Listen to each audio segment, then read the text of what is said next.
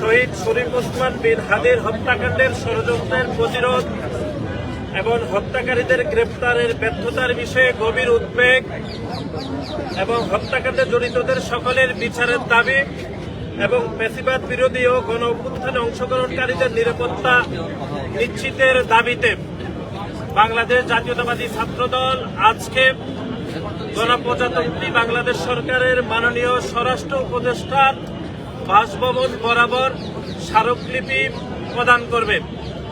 যেহেতু আজকে শুক্রবার সচিবালয় বন্ধ রয়েছে, আমরা ইতিমধ্যে আনঅফিসিয়ালি জানতে পেরেছি যে গণপ্রজাতন্ত্রী বাংলাদেশ সরকারের মাননীয় স্বরাষ্ট্র উপদেষ্টা ওনার বাড়িদারার বাসভবনে উনি অবস্থান করছেন। সেজন্য বাংলাদেশ জাতীয়তাবাদী ছাত্রদল মিছিল সহকারে আজকে বাড়িদারায় ওনার বাসভবনে স্মারকলিপি প্রদান করবেন।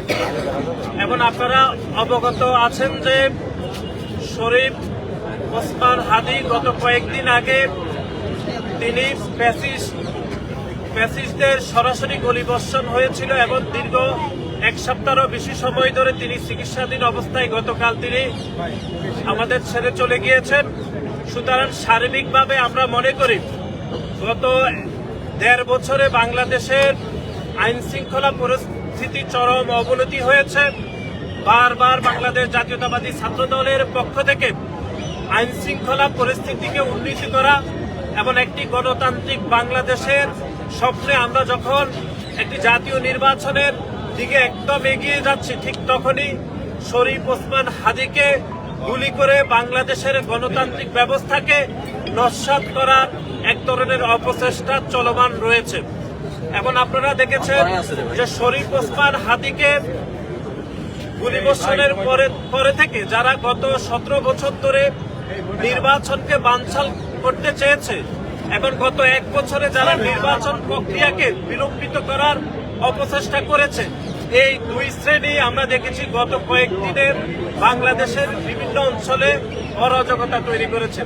শুধু অরাজকতা তৈরি করে নাই, ওসমান হাদির মৃত্যুকে কেন্দ্র করে বাংলাদেশের বিভিন্ন প্রতিষ্ঠানে তারা হামলা করেছে। বাংলাদেশের শীর্ষ গণমাধ্যম প্রথম আলো এবং ডেইলি স্টারকে তারা আগুনে পুড়িয়ে দেওয়ার মতো দুঃসাহস দেখিয়েছে।